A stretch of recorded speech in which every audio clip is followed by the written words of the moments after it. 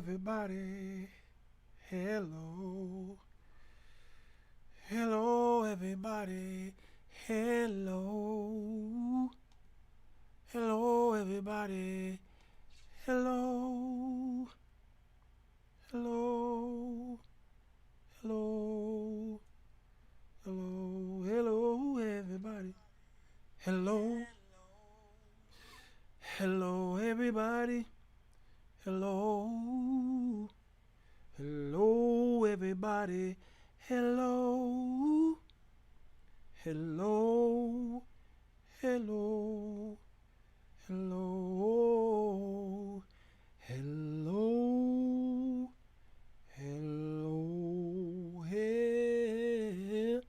Hello. I did this because I want to see if these comments are working. And if Facebook, I was having problems with Facebook earlier today, and I just want to see if y'all are coming in here. Good to see you. Elijah Green, you are the first one, and yes, you are. I am working, apparently. Charlie Mylan, blessings to you. Yes, sir. I got a show here that I'm planning about corporate America. They're doing something for black folks to tickle your fancy. They want to make sure y'all understand that they saying to you, Sierra, Natalie, my daughter, they saying, I'm sorry. That's what white America's doing. They erasing all of the black caricatures, and then black folks, they like, uh-oh.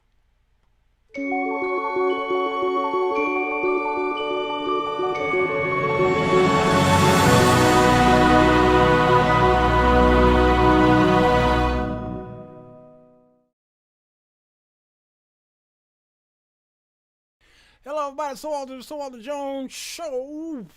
That ain't me. That ain't me. Where am I? There I am. Yeah. Hello. It is the evening edition. Baby. How y'all is? Come on in. The water's fine. Water's fine. I want to talk about this subject here. Lionel Newman, good to see you, sir. Lionel said, check you out. Javelin Melody, good to see you. My dear friend James, good to see you, Denise. Well, it's another day that the Lord has made. Let us rejoice and be glad in it. I had my pure leaf today. Ooh, it was good to the last drop. Today, we are talking about no carbs. No carbs in the warmer. No Carbs is the restaurant that I ate at yesterday, day before yesterday. It was so good. Talk about that later. Nope, I'm falling. What? You falling for? Or you ain't falling for a daughter? Y'all trying to make. Yeah. Bank black and go and find some black businesses out there. Y'all support them, okay? Because white folks think we slow. Now, some of y'all can be a little slow. Some of y'all will chase after the chicken in the watermelon. Yeah, you will. Y'all cooking chitlins today? Okay, let's forget about all this talk about black awareness. Let's get some chicken and chitlins right now. What? Y'all selling some Air Jordans? What? 20% off? Yeah, we'll be there. Matter of fact, we'll be there at 4 a.m. Doors open 2 days from now. Some of y'all are like that. Oh, but I pray that the rest of y'all are awaketh,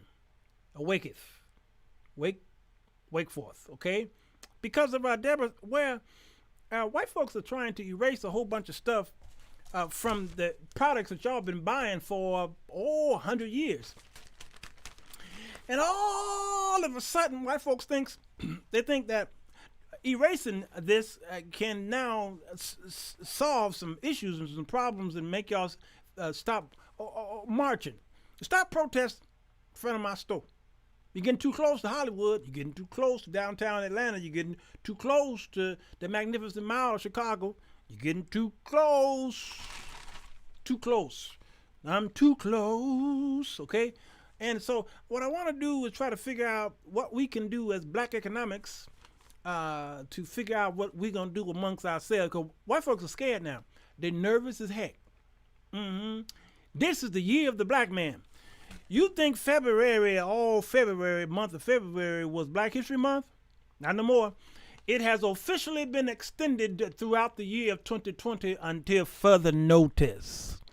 Black History Month is no more 27, 8 days. Yeah, even if it's leap year, it has been extended for the rest of the year. Yes, until further notice. All right, and they are nervous. They don't know what to do with you. My company CEO made this horrible video of solidarity. Oh, and diversity. Let's just say it was very stiff and scripted. I know. Yeah, Cleophas Robinson just ran past me. What? Really? Lord have mercy. Wow. Okay. Let me show y'all something. Okay, right here. Here's my screen. Let me move some stuff out the way. Move this stuff out the way. Where y'all at? Okay. This is discriminating housing policies towards Black America. Okay. What you see here is not a test. I'm sorry. I got caught up. I've been black all month. I can't mix my music with my... Okay.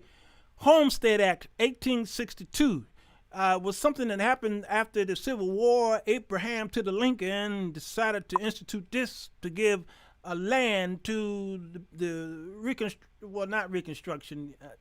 Okay. All right, it's a long story. I'll read something to you, all right? So that's the Homestead Act, okay, of 1862, which offered land to citizens. Unfortunately, you black folks wasn't really citizens, all right? Let's see. There was a beautiful article here that I did see on the Homestead Act. It talked about African Americans and as it pertains to the land grabs. Okay, after the emancipation of 1865, African Americans began fighting for the rights to the lands that they had long worked, cultivating by their hands, fed by their sweat, and stained by their blood. Yet while the government stiffed freedmen's demands for 40 acres and a mule as just compensation. Okay, they not so much stiffed, although they did, but they stifled. And they stiffed them too. For generations of unpaid, brutalized slave labor, they simultaneously granted free land to who? Whites. And guess what? Guess who got a bailout during that time? Guess who got a bailout during the time of this time here around 1865? White slave owners, masters, got a bailout from the government. They got $300 a piece. They sure did, because you were property. Absolutely. Indeed, when the failure of land distribution among blacks during the Reconstruction is judged within the context of the Homestead Act, the reality of the situation is laid bare. The problem was never the radical nature of land reform. The problem was racism. And we see that been happening for the past couple hundred years. Racism. So white folks are telling you that you need to pull yourself up by your own bootstrap, and you can get yourself out of this, and y'all are killing and y'all are stealing and y'all are burning up your own stuff, and you're not supporting your own businesses. Well, you know, even a fool says things that are correct. Even Satan said things that was correct towards Adam and Eve. He told them the truth. So a racist will tell you truth. Candace Owens said true things. Sure did. But still, the Bible says, even out of the mouth of a fool, that person keeps talking. Okay? Because they don't understand that even though some of these things that happen, it's still a result of racism and implicit bias and the covert and overt racism and institutional racism, industrial racism. Okay? And this stuff was in your face and behind your back. That's why African Americans are in the neighborhoods that they are right now, where there are smokestacks everywhere because of the industrial. You know, when we were coming up in the 1960s, where I was born and raised, there was factories everywhere, and we just woke up and smelled the cake and the bread and the wood frying from those factories because we couldn't live nowhere else. President Abraham Lincoln signed the original Homestead Act in law during the second year of the Civil War. Between 1868 and then 1934, it granted 246 million acres of western land, an area close to the landmass of both California and Texas. That was a lot of land, y'all. And who did it go to? Individual Americans, virtually for free. To receive 160 acres of government land, claimants had to do this. They had to complete a 3-part process. First, file an application. Second, improve the land for 5 years. And third, file for the deed of ownership. You think that was happening to blacks, African American, colored folks? Because of the date of the Act's passage, few people from the South initially received any benefits from it.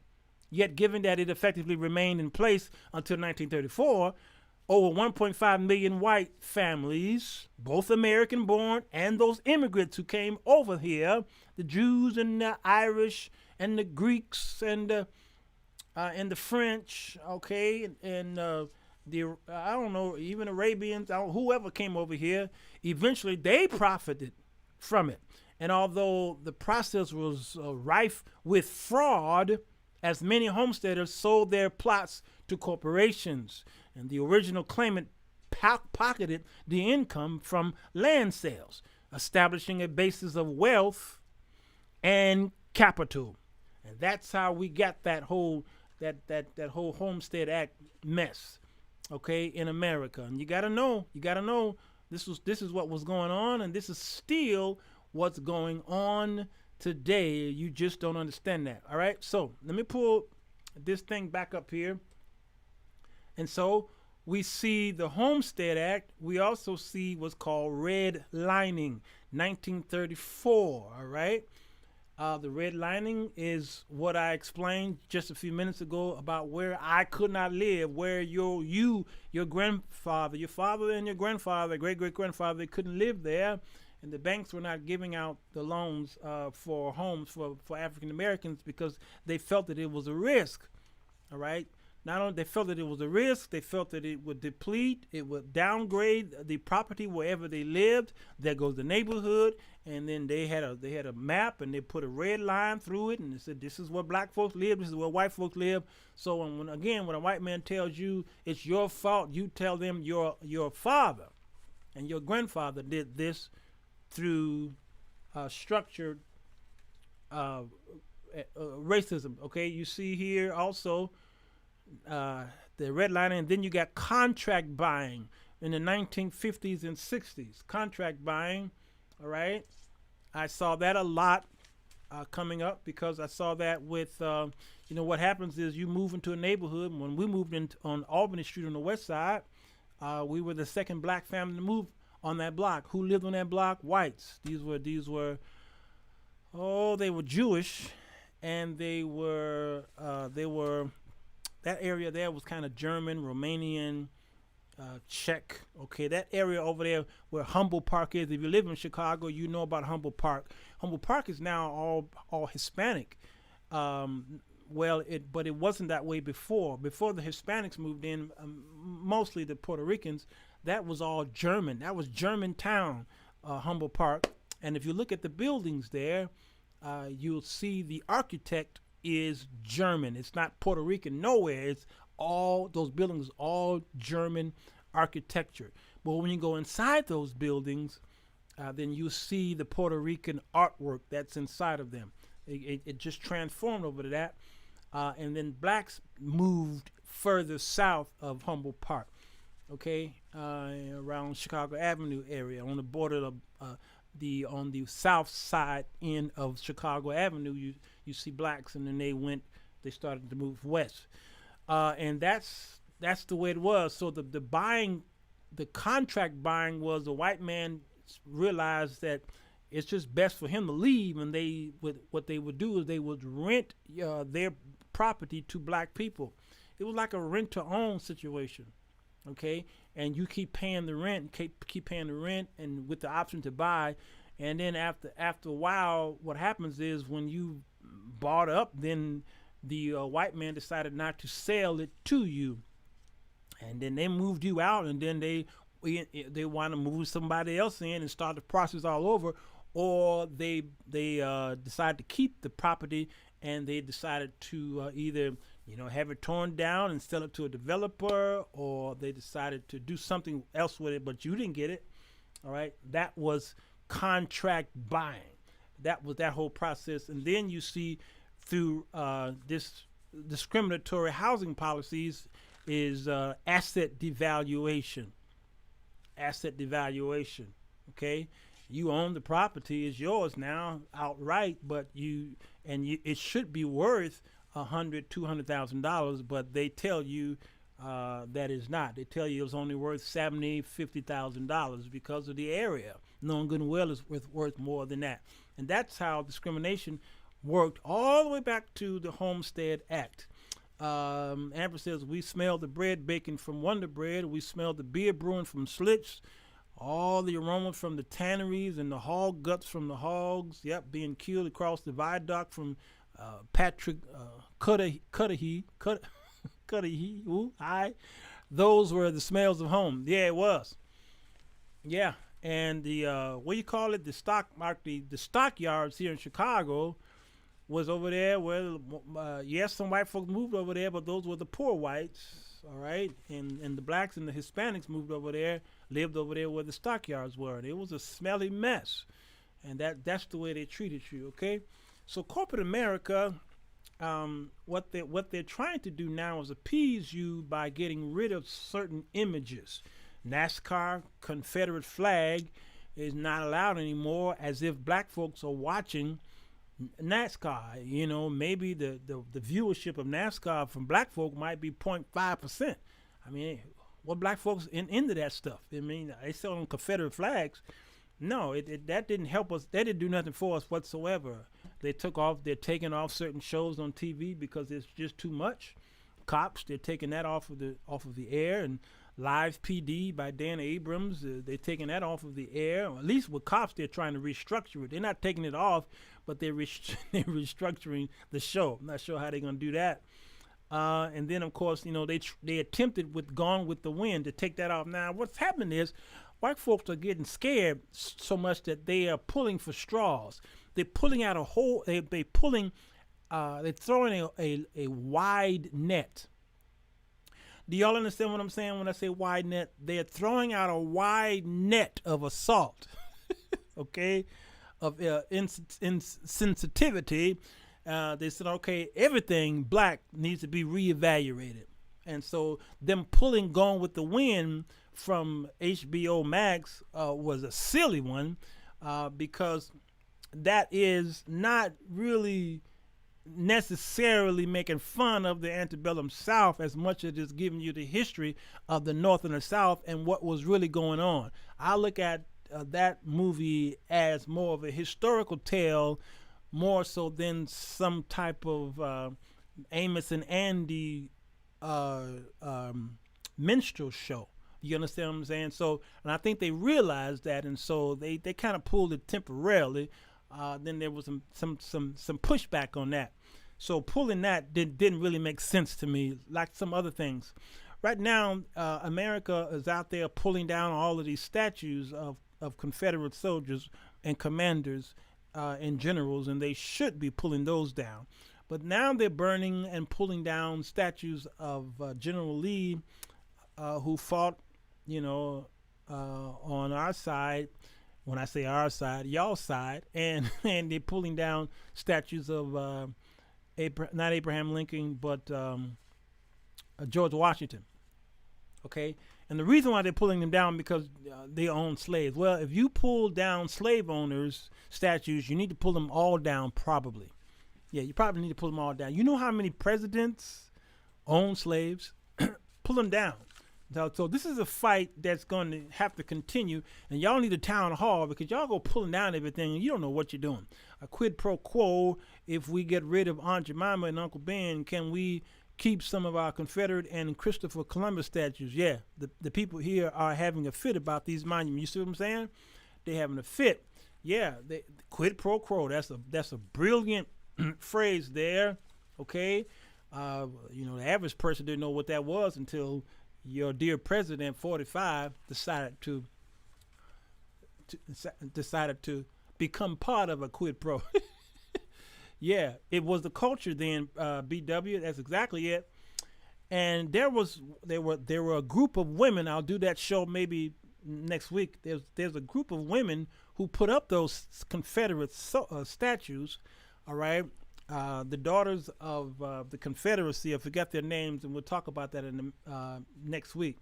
Why all those statues went up, and when those statues went up, you got to understand there was a reason why those statues went up. Something happened in American history, and it went up in two phases.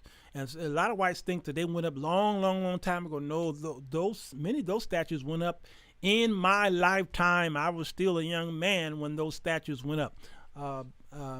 Who's this? Marion, blessings to you. Okay, so what else? They're trying to dismantle and defund the police department, and I get it.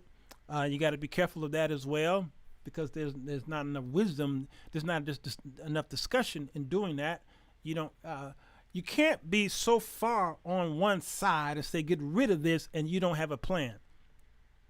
It's like you black people saying pull your money out of Chase Bank. Okay, what's your plan? It's easy to stand in front of Chase Bank and say pull your money out of there because Jamie Dimon is not giving loans to black people, and he's not proportionately with whites. True. Okay, but pull your money out. Now what are you going to do with your money? Where are you going to put it? Are you going to put it in a black bank? Well, guess what? Your town don't have a black bank. Your town don't have a black bank. And if your town do have a black bank, they close the banks. The hours are from the hours of 8 and 3. You can't do no banking. You still at work. And guess what else? Many of those black banks don't have the type of online banking that you need. Don't have it. They don't even offer you a decent Visa debit card. Okay, I'm just telling you what I know. Okay, you just can't get the things that you need from these larger banks. So if you know anything about economics, you must diversify. Don't just it's like quitting your job to go find a job. I'm out of here. I'm tired of this job. I'm out of here. And you quit. You go home and say, baby, okay, you quit. All right, so you have another job lined up, babe? Oh yeah. Well, let me pull out my resume and put some stuff in the street. That's what y'all doing by taking your monies out of the bank. You have no black folks get so excited about joining everybody's party that then you don't even sit down and talk it out. Why do you think white people are always on top of things? They manage this stuff, manage things to go against you. They devise these plans to go against you over time. They're very patient, and over time, they're able to overtake you because they know that you are compulsive. You go to the store and you compulsive buy, and that's why they set up their stores the way they set. They know that when you walk into the store, the first thing you smell is the bread, and you turn to the right and go over there where the bread and the fresh vegetables and the things that you can smell out of your nose. I'm trying to tell you, hey, Jewel, blessed to you. You are Jones, so you must be special. You must be anointed.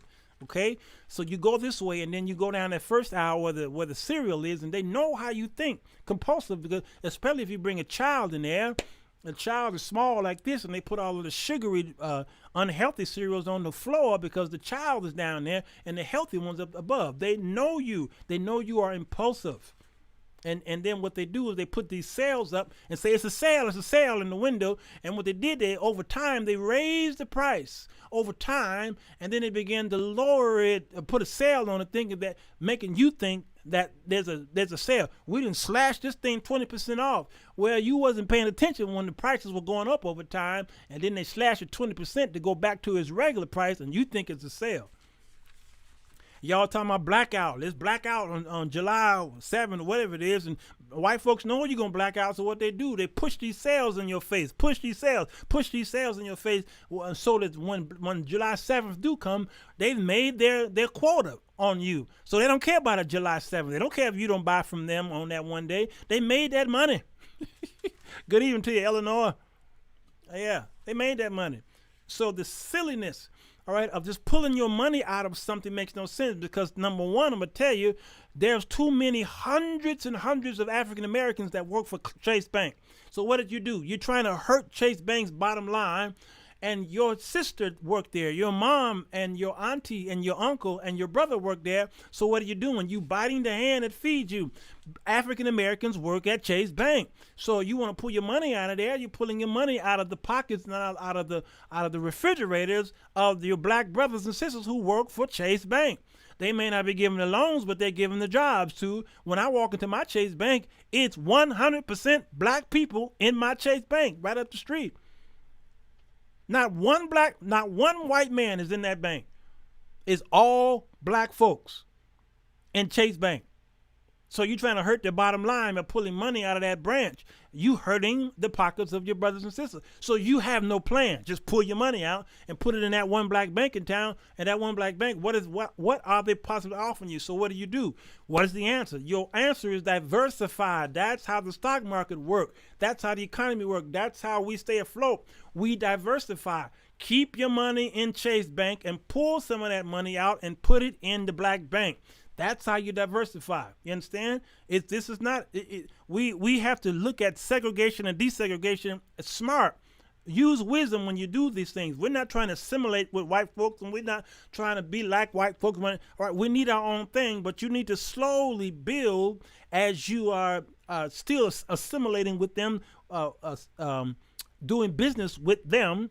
You still make sure that you're taking percentages of that and building your Black Wall Street up slowly, brick by brick by brick, $1 at a time. Do you understand what I'm saying? So don't go be pulling your money out like that. Diversify. Make money on white folks' stuff. All right, buy stock into their company. You don't have to buy their product, but you can buy their stock.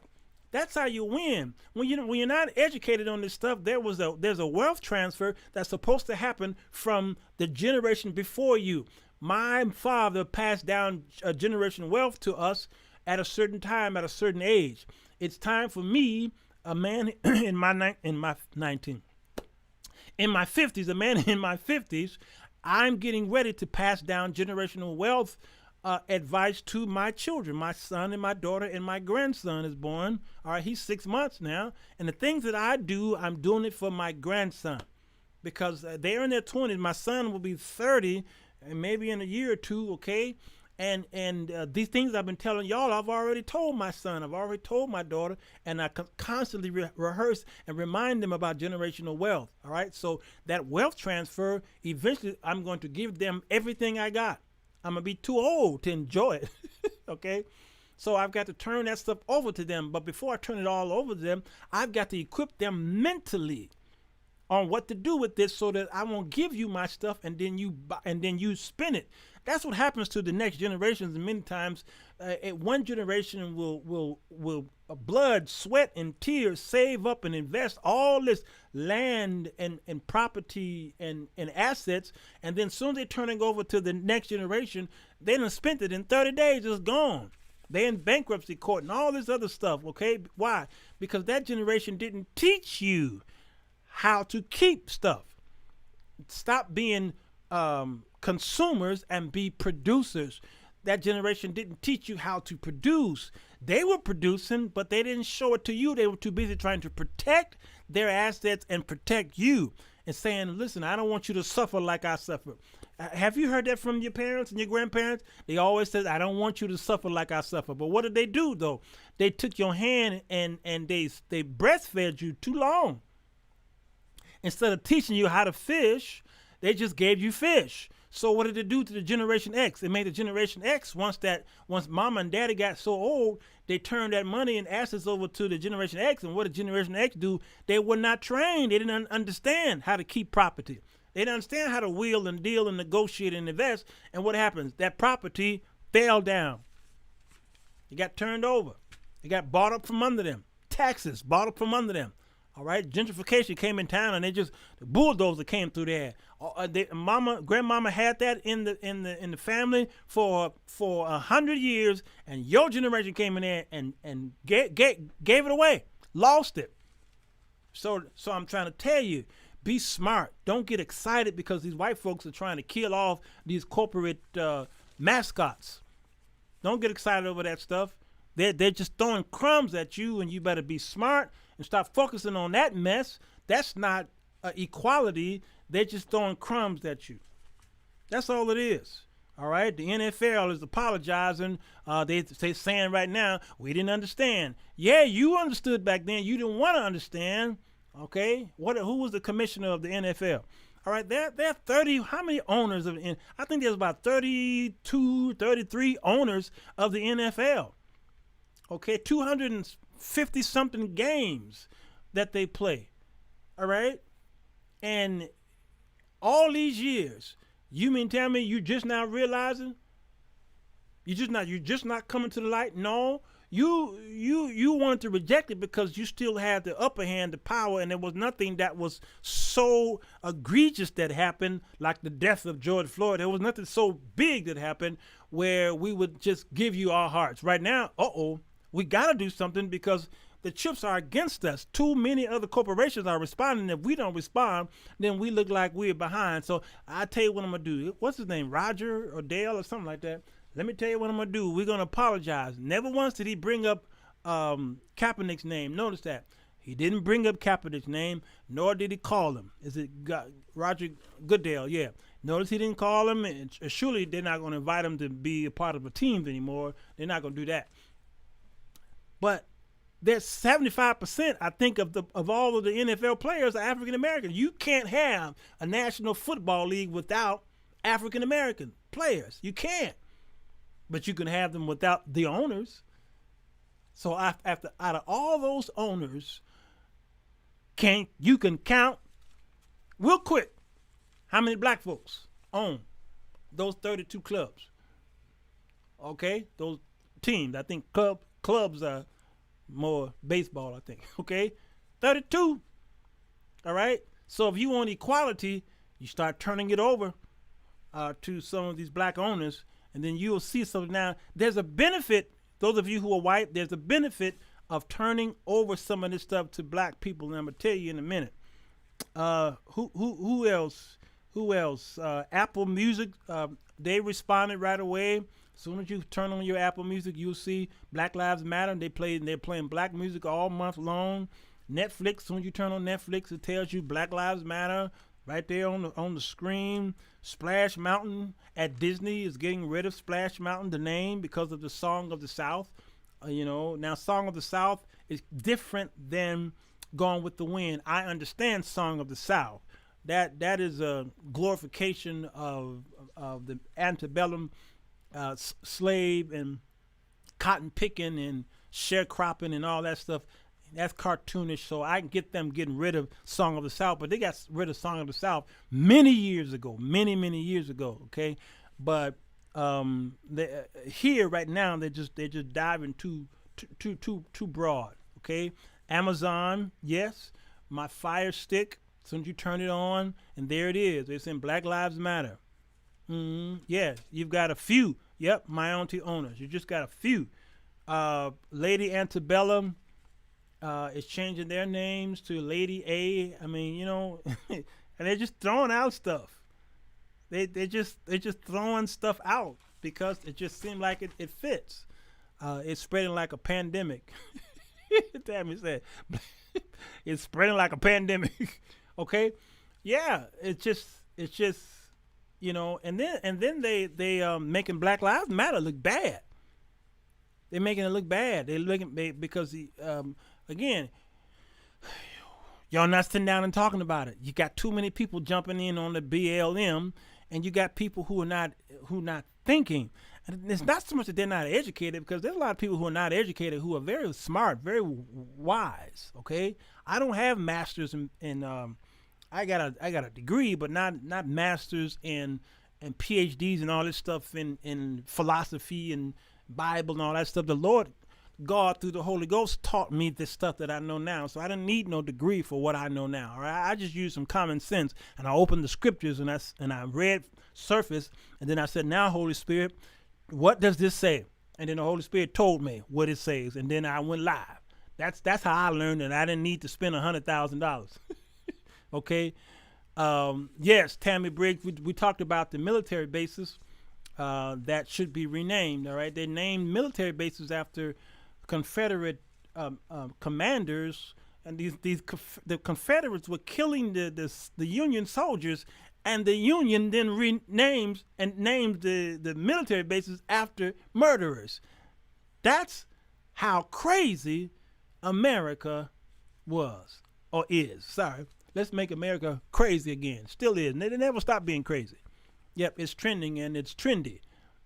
Yeah, Black Lives Matter. That's what it is. It's trendy. Everybody jumping in, but nobody's been educated on it. Jewel. Yes, degree in Godology. Come on. Yeah, Tammy, there it is. They don't want to lose black money. Trying to tell you. Yes, the generals. Thank you, Tammy. Tammy Briggs is a military. She's one of them. Don't mess with Tammy. You know what's that song? Don't mess with Bill. Don't mess with Tammy. Don't mess with Tammy. You just go through her pictures and you say, yeah, I might want to leave. I'm gonna leave that one alone. I ain't gonna mess with Sister Tammy. All right. So she knows. So whenever we talk about military, I have to get advice from Tammy Briggs. So what's happening here is that y'all are getting too excited. And you're not getting educated. And so Black Lives Matter is turning into a cesspool of just everybody jumping in and not even understanding the whole movement. They don't understand it. It's just great. I think Amber showed me a video in the inbox with a white woman holding up. Was it Black Lives Matter, Amber? She was holding up the sign. I want to play it so bad. She was she was holding up a sign at a bikers rally. And she was holding the sign, and she walking through there, and they didn't like that at all. Well, at the end of the video, somebody slapped the white off her face. It's not funny, but it was. You feel like you're worthy of laughing at it, but it just wasn't. And she screamed, "Ah!"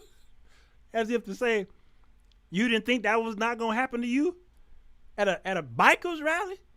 Where there's a Donald Trump rally going on, they slapped the white off of her. You understand? And her own people did that.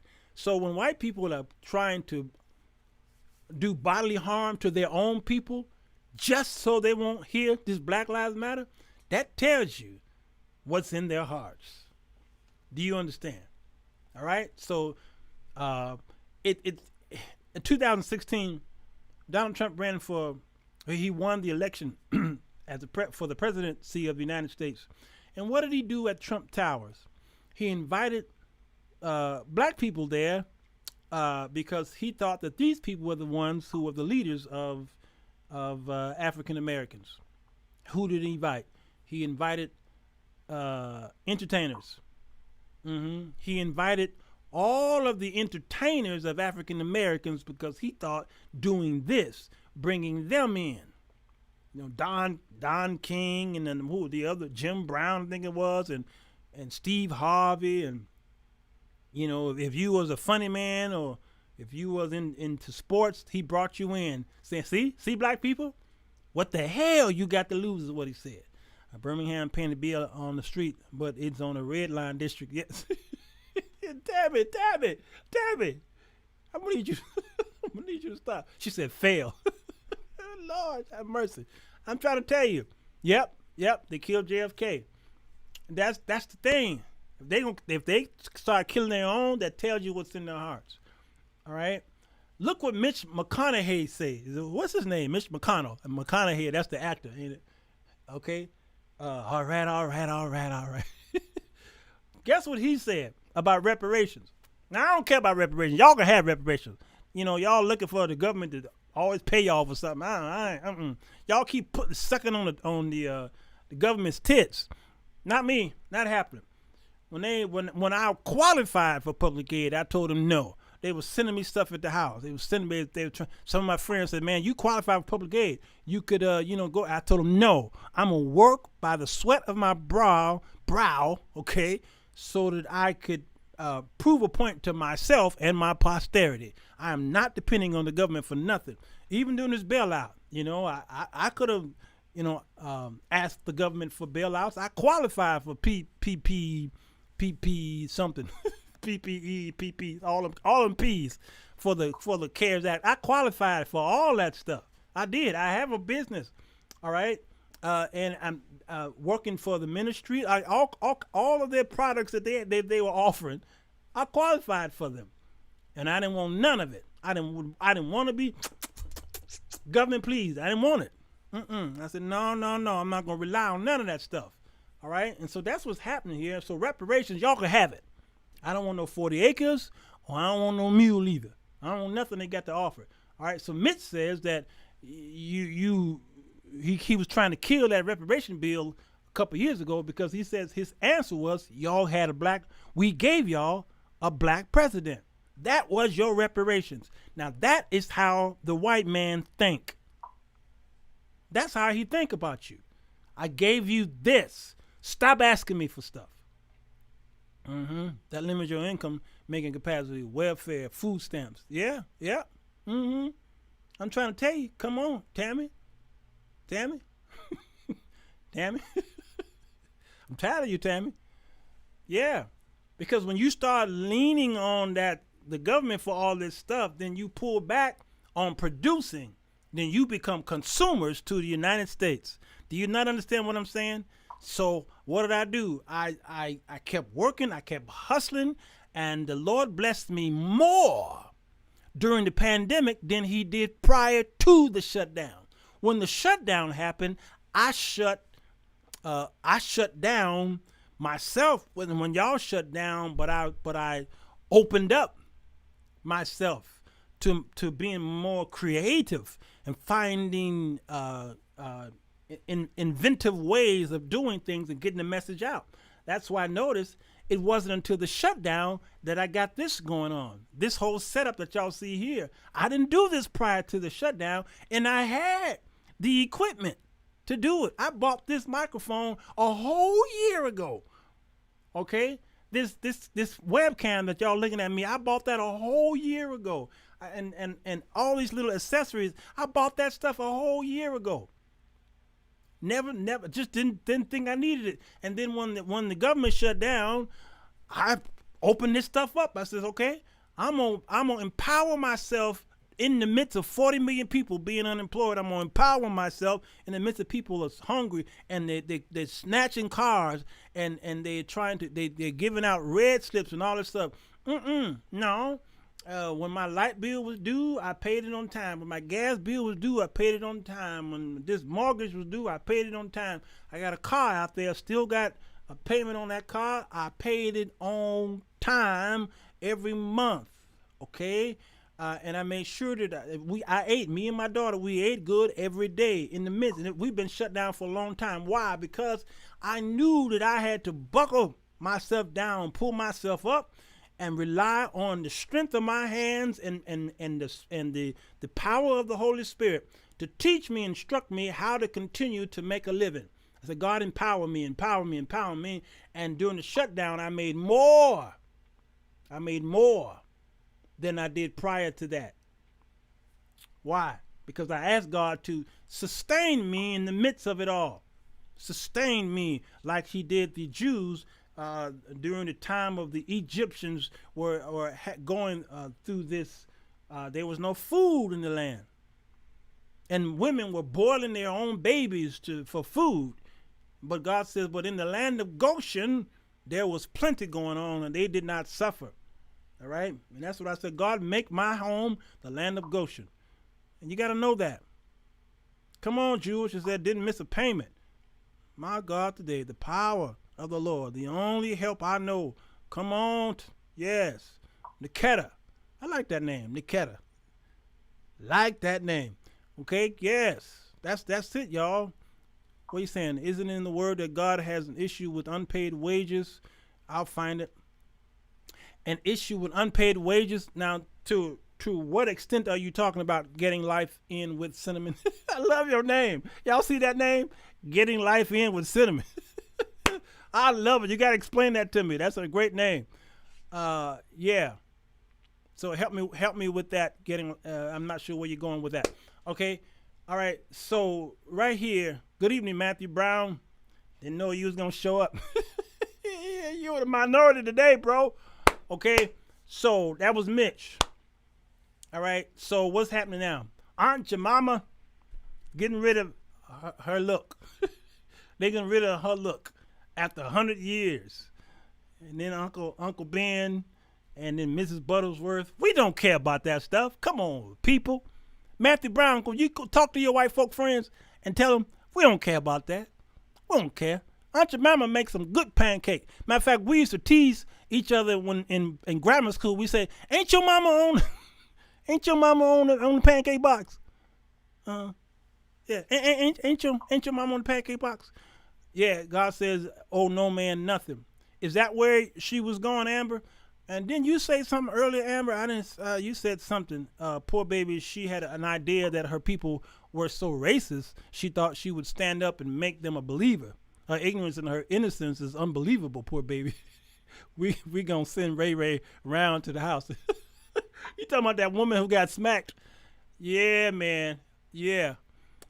What are you saying here? Yeah. Come on, Nikita. We don't care. White folks, come on. We're not that gullible. We don't really care about those images on these food products. All right? We really don't care. That ain't. You getting rid of it ain't helping us. And Barbara Streisand, I love you, girl. Barbara is Yentl. I love Yentl. I love me some Send in the Clowns. Okay, that girl right there. Touch me, he touched me, and something. Well, I forgot the words. Nothing is the same. Barbara Streisand. Woo. But listen, Barbara gave some Disney stock to Floyd's daughter. I know the daughter was like, "So what do I do with this? What do I do with this?" I mean, they were trying so hard, and I can't talk so much against everybody because many of them, I believe, their hearts were in the right place, but their brains were not following behind. So yeah, y'all are trying too hard. We just need some equality. Evergreen, come on. Yes, come on, Effie. Evergreen. Da, da, da, da, da, da. Yeah. And memories like the corners of my mind. Come on, Effie Roth. Here, we need to have a Barbara Streisand a day. I love Babs, okay? She's my favorite. One of my favorites. At least white artists. But stocks in Disney. Yeah. Because what happens when the stock crash? Yeah. Okay? So progress is not equality, y'all. It's just not. Team too much. Doing too much. Too fast. too fast. If you say, I'll take it. I'll take I'll take that stock. Okay? Yeah. Team Deatrice, team too fast. Too fast. All right, so progress is not equality. So, as it pertains to these statues, here's the answer. Statues glorify sadness and racism. That's all it does. These statues that these daughters of the Confederacy put up, it glorifies racism. So what do you do with this stuff? You put it in at least three forms. Number one, you put it in art. Number two, you put them in books. Number three, you put it in the museum. Because with those three areas, then you could tell the history and the story. It is then you have more of a secured state where you can talk about it and educate the children on it. All right, and they can talk back and they can discuss it. But when you put it in a statue and lord it over a city, what happens with statues is people begin to worship statues, and this is why God told the people, don't create statues. When the Jews left the grips of Egypt, they went up into the wilderness and they wandered there. And as soon as Moses left and started to talk to God on the mountain, what did the children of Israel do? Can y'all put in the comments? When Moses left and he was gone too long, what did the children of Israel do with their gold? Can y'all tell me? United Daughters of the Confederacy. Thank you, Beatrice, UDC. Yes. Hey, L. La. If white folks want to do something for me, they can forgive mortgage. Come on, student loans. Guarantee my pension. Ooh, yee. Yes. An introduction to financial literacy, maybe. Linda Poole. Here's the thing. Yes, giving that girl Disney stocks could be an introduction to financial literacy, but just giving her stocks is like the analogy I said earlier about your grandfather or your father giving you a fish. Giving me stocks ain't teaching me nothing. Put me in stock school. Yeah. Thank you, Effie. Thank you, Linda Poole. Thank you, Sweet Olives. They made a statue. They made a statue. Idolatry is exactly what they made a golden calf. There you go. Hudspeth. Boy, y'all got some great names. Yep, they worship the image, Niketa. That's exactly what they did. That's what happens when you put statues up, and this is why God did not give you specifics on what he looked like, what the Holy Spirit looked like, what Jesus looked like, okay? Y'all go to Revelation chapter 1 and you think, here, this is what Jesus looked like. I dare you erect a statue of Jesus and by the depiction of Revelation chapter 1. I dare you do it. You mess it up every time. Come on. They melted it and made statues. Come on, Eleanor. That's what I'm saying. Statues make people worship it. The Catholic Church did something smart, believe it or not. Many years ago, one of the popes forbade graven images in the churches, and he got rid of them. It was either one of the kings or I think it's one of the popes, got rid of the statues. Now, they eventually put it back up there, but they had the right mind to get rid of those statues because statues cause man to worship it, and you got to be careful. They are taking the statue down and saying, so now, yeah, come on, Jewel. Jewel, you are Jewel. I mean, even the Statue of Liberty. You know, people literally worship the Statue of Liberty.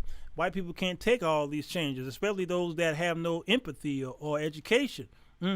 Worship of those Confederate statues is their breaking point. They just don't know what to do. They don't know what to do. Yeah, that connection. I'm sure Ben Crump will help her out. She's only 5. By the time she gets 18 or 20 years old, she will be real good. That's the hope, that somebody help her out. So Barbara Streisand might have done a good thing as a start, but I'm hoping that she talked with somebody in the family or put somebody over the stock. You understand? Put somebody over it, and so that they can invest it in for her and then teach her as she's growing on how to manage that stock. That would make me feel proud if that was it. But don't just give people money. Y'all gonna take this reparation and go spend it on junk, and you just it's gonna run out. Reparation. You give these crackheads reparations. I'm rich, B. Okay, y'all know it. Y'all just want money. That's all you want to. Ain't nobody teaching you nothing about economics. That's why I'm calling these series Black Economics. I'm trying to tell you what to do. I always tell you, here's the problem, and here's what you do as black folks, because your parents didn't teach you that. The Generation X did not show it to you. They didn't teach it to you. That's why your credit report is still in the 300s, because they didn't show you nothing about credit reports. They didn't teach you about owning land and property. They didn't teach you stock market and stuff. They didn't teach you that stuff. They just didn't teach you. I'm talking about the average of you. Some of you were blessed. My father at least tried to push this stuff on us. And listen, boy, I'm trying to tell you about this land over here. I need y'all boys to buy this. That's what my father would tell us. He would say, hey, there's a building over there that's empty. Let's go in there and fix it up and buy this building, boys. That's what my father would say. Sheila says, I hear you, sir. Yeah, some Jordans and some jewels. Yeah, reparation fight. I'm not joining that reparation fight with none of y'all. I ain't doing it. Nope, not doing it. Give a crackhead some reparation. That's it. It's all over. You'll kill them. All right, so stop glorifying your bad, horrible, racist history by putting up these Confederate stuff. Go down there and get you a locksmith, not a locksmith, a carpenter or mason man, and kindly cut those. Unfortunately, most of them are gone now, so it's too late. But kindly go in there and cut those statues off of their pedestals, put it in a museum, and then have some classes on these statues and what did it mean. That's why I said you don't have to get rid of Gone with the Wind. Leave that show alone. Leave that movie alone. Leave it alone. That is a depiction of what actually happened. Now, I wouldn't even mess with what is that movie that came out in the 1900s where it glorified the KKK and it was showing how black people were murderers and rapists. What was the name of that movie? It was a silent film. All right.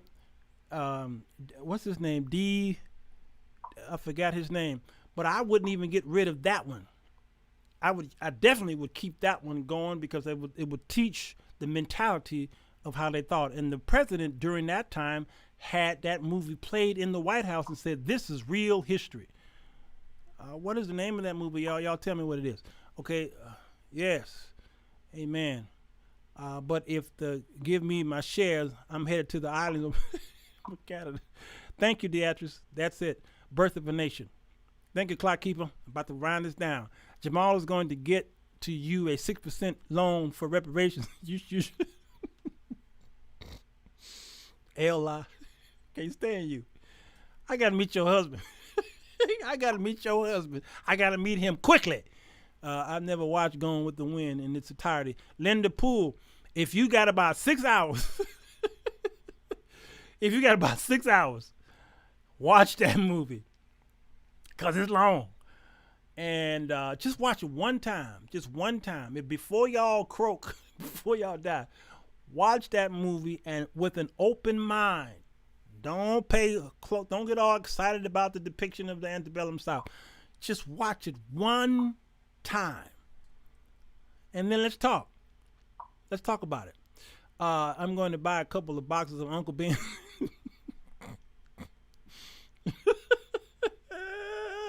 Going to be worth. Y'all crack me up. Something wrong with y'all. Some of y'all got mental problems, okay? All right, so stop throwing money at the problem. Corporate America, please. Stop throwing money at the problem. Sustainable opportunity. Here's my answers, y'all, as I shut this down before Clock Keeper starts shooting. She gonna be shooting up in this mug, okay? Sustainable opportunity. All right. Hey, Dale McConnelly. So good to see you. Sustainable opportunities. Good to see you, Marlon McDaniels. It's my heart right there. Sustainable opportunities.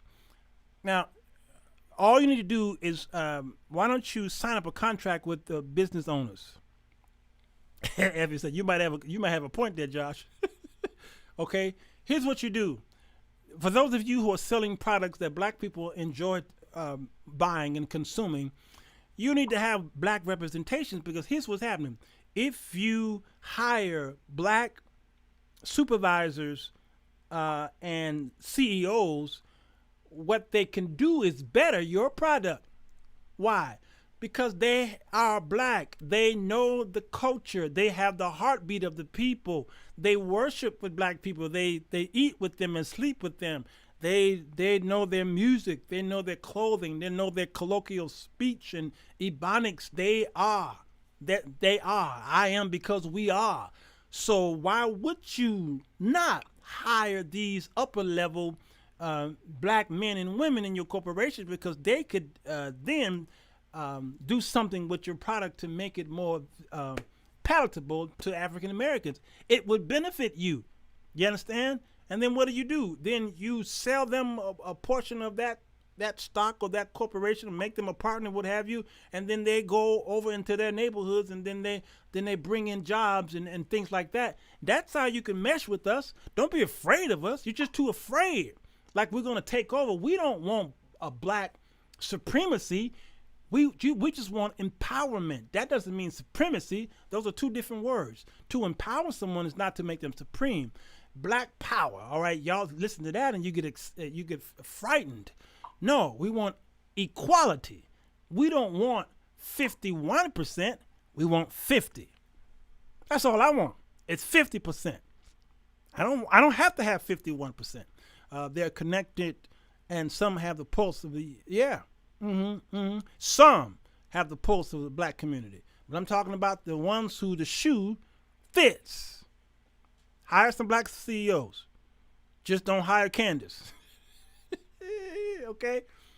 So I'm talking to where the shoe fit. I know a lot of white people out there who are trying to do what they do, and they've been actually helping African Americans with the leg up. They're trying. I ain't talking to you. I'm talking to the ones who ain't doing it. They're too afraid that we do with them. But yeah, that's it, Marlon.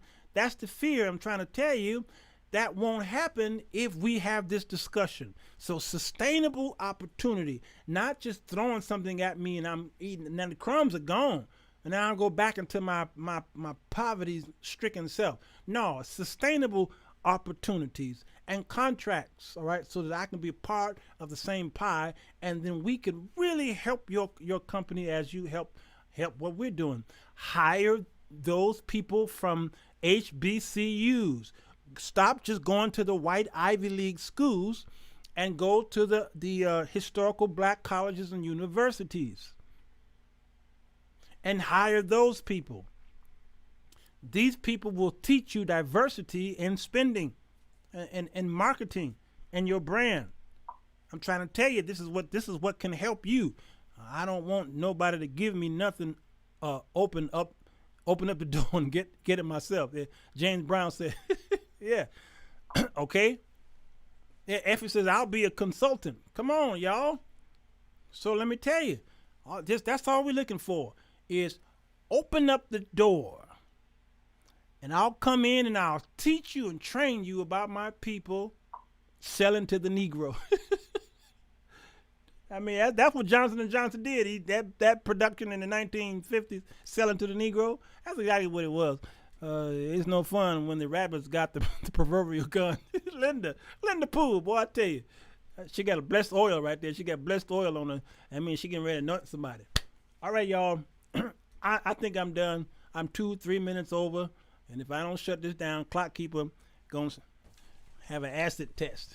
She gonna pour acid on my computer from, I don't know how she gonna do that, from way over in Georgia. Yeah, Josh says I'll hold the door. All right. Hey, listen, my birthday's stuff is coming in. Some of you are coming. Some of you are gonna wait until the hairdresser opened up to do your hair. I appreciate it. But can you send me a birthday wish to gifted, okay? giftedfriends1@gmail. Video. All right. I know some of you ladies don't like to be on the video.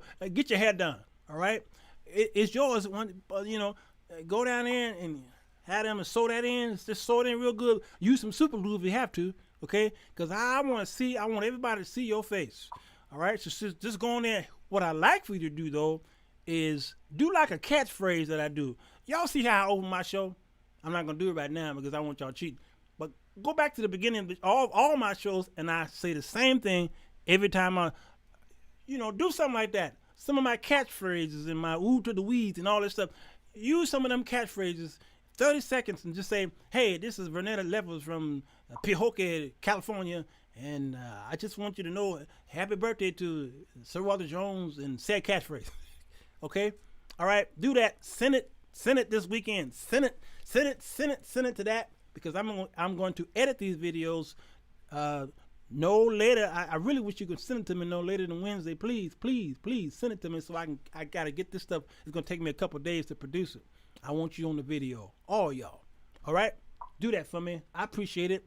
I got to get out of here, y'all, because the clock is ran out. Yeah, you from Tracy, California? Hey, Tracy, California, so good to see you. Do a video, 30 seconds on your phone, landscape, send it right there to that email address. I want to see y'all's face. I just want to smile. Some of y'all who sent me stuff, I laughed all night. I'm looking at my email and I'm hitting the play and I'm just cracking up. Oh, my heart is so glad. Happy Father's Day to those of you who are fathers. And I'll see y'all tomorrow about 9:30. Okay? Effie said. Effie. Okay, it's coming. It's coming. Hold on. Jackson, Mississippi, Linda Crow Pool. Oh, you from Jackson. All right. The Joneses. Down in Delta. Jackson, Mississippi. We got property down there in Sharon and Canton, Mississippi. Pennsylvania, Philadelphia, Mississippi. All up in there. Chula, Mississippi. And Lexington, Mississippi. All my people down there. Yes. That's good. That's some good stuff. Where you at? Good night. Oh yes. Happy Father's Day. Thank you, Effie. I was waiting on that. All right. I'm gonna read one more comment and I'm gonna go. Chase has what? Duckett is the Chief Executive Officer of Chase Consumer Banking. She is a member of the Consumer of Community Banking Leadership Committee. Chase is one of the largest U.S. providers of banking, lending, treasury, wealth management, and investment services. Amen.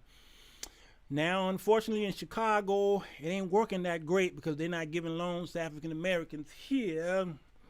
But if you came earlier in the show, you heard what I said about Chase and what you can do about them.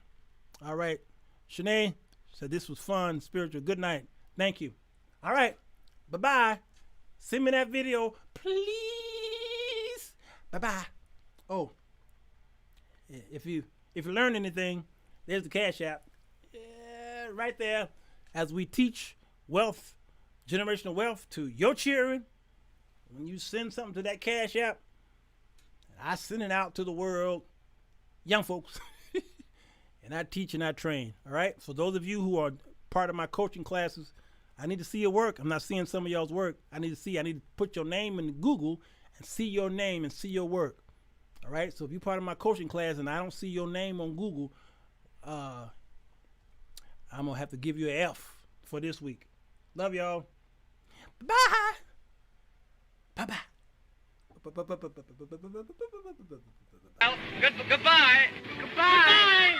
Goodbye. Goodbye. Enjoy yourself. Bye. Goodbye.